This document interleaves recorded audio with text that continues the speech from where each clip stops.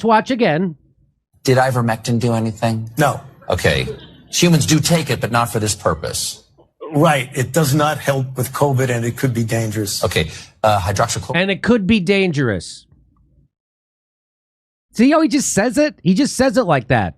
It's been prescribed to billions of people. How dangerous is that drug, Dr. Fauci? Is it as dangerous as aspirin or less dangerous? Is there any class action lawsuits like with your Tylenols and your every other one?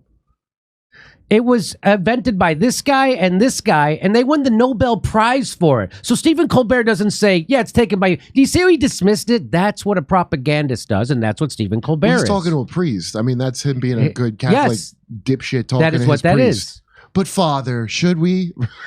So not only is it, so Stephen Colbert didn't say, well, not only do humans take it, it won the friggin' Nobel Prize for human medicine, and it's on the WHO list of essential medicines. But Fauci just made everybody watching that show think it was a dangerous medicine. He said so. He said it could be dangerous.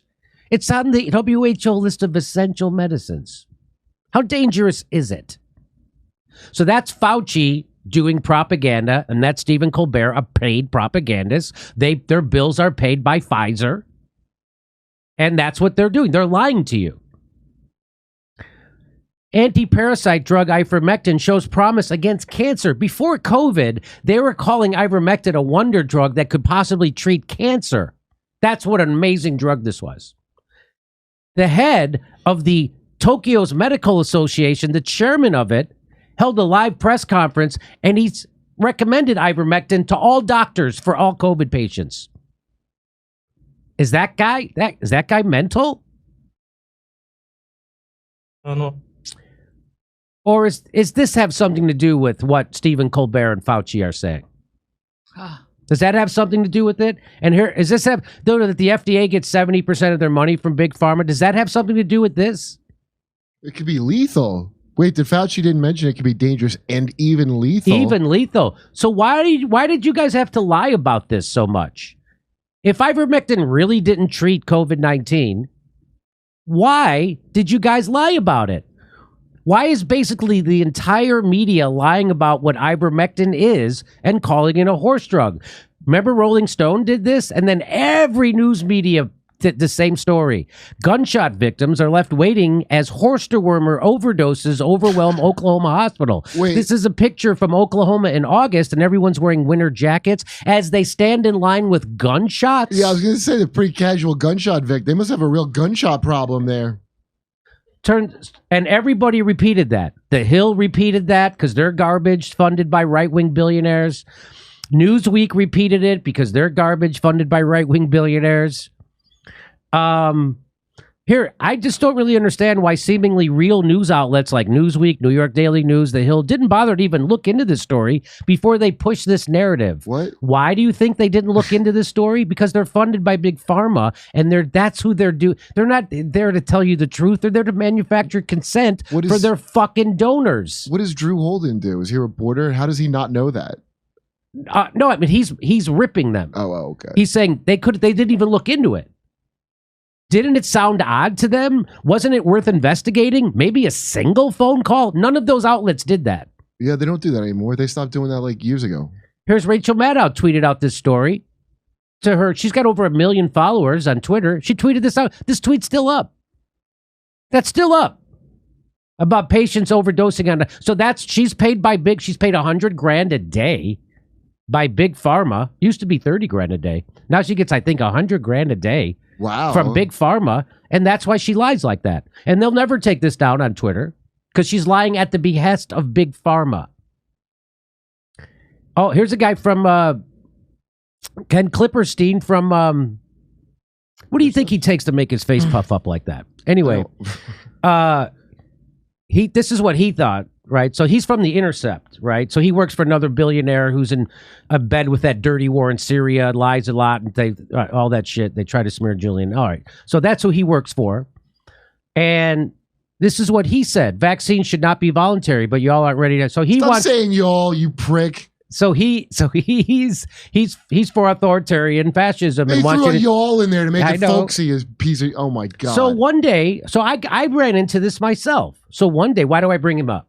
Because one day I tweeted this out. This is from the NIH website, and it was about 19 studies that they had done on COVID on ivermectin, and I just tweeted it out. I'm like, isn't this interesting? It's at the NIH website, and it's about the use of ivermectin. That guy, Ken Klipperstein from The Intercept, retweets me and says, Jimmy Dore is a horse dewormer med guy now. Oh, y'all ain't ready to talk to Jimmy. So he knows he's lying. Yeah. So, but he knew also that nobody on Twitter knew he was lying because everybody just follows people like The Intercept or MSNBC or CNN or the New York Times or the Washington Post, and they're all owned by Big Pharma, and they all lie. So this tweet, by the way, got like 10,000 likes. Couldn't they just read the thing from the actual thing? Well, that's a good point, Kurt. Kurt, guess what I did? Yeah. I tweeted this out. I said, I don't know what's going on here, but I tweeted out an article of 18 studies from the NIH, the National Institute of Health. Not my opinion. Ivermectin is for humans. I get mine at Walgreens. Oh, that's why they passed that law to crack People down. being anti-science to dunk on me is a very weird trend. And I circled it that this thing I tweeted out is from the NIH. And he's calling it a horse. So that's the world we are living in. That people can blatantly lie doing unpaid propaganda for Big Pharma, which is what he's doing. To try to dunk, he's being anti-science on purpose, doing lying propaganda at the behest of Big Pharma and the establishment to dunk on me. It's right there. And no one gave a shit. Did you see how propaganda works? Do you see what it was like? Oh, we're owning the Trumpers. That's what they thought they were doing. No, you were being owned by Big Pharma and propagandists like Ken Klipperstein. You're being owned by big Pharma propagandists and guys who are willful liars like Ken Klipperstein. I hope you guys had a good Labor Day weekend. You did? Yeah. Yeah, Americans got together to fire up the grill, grab a cold beer, and toss back some horse dewormer. Opponents say the science behind ivermectin is clear. In fact, we've been sent a demonstration of just how it defends your bloodstream from the virus. We've still got a lot of pandemwits out there. People are still taking this ivermectin. This poison, the poison control centers have seen this spike in calls from people taking this livestock medicine to fight the coronavirus, but they won't take the vaccine, which is crazy. It's like if you're a vegan and you're just like, no, I don't want a hamburger. Give me that can of Alpo instead. I gotta say, when I first heard that Fox News was pushing ivermectin, I knew it was gonna be bad, but I was not expecting it to be horse dewormer. Sounds like the name of a drug they give super soldiers in a Paul Verhoeven movie to turn them into RoboCops. You know, someone at the company that made ivermectin once said, hey, should we put not for people on the horse pill labels? And someone else said, there's a picture of a horse on the bottle. It's fine. Brought to you by Pfizer. CBS Health Watch sponsored by Pfizer. Anderson Cooper 360. Brought to you by Pfizer. ABC News Nightline. Brought to you by Pfizer. Making a difference. Brought to you by Pfizer. CNN Tonight. Brought to you by Pfizer. Early Start. Brought to you by Pfizer. Friday night on Aaron Burnett Out Front.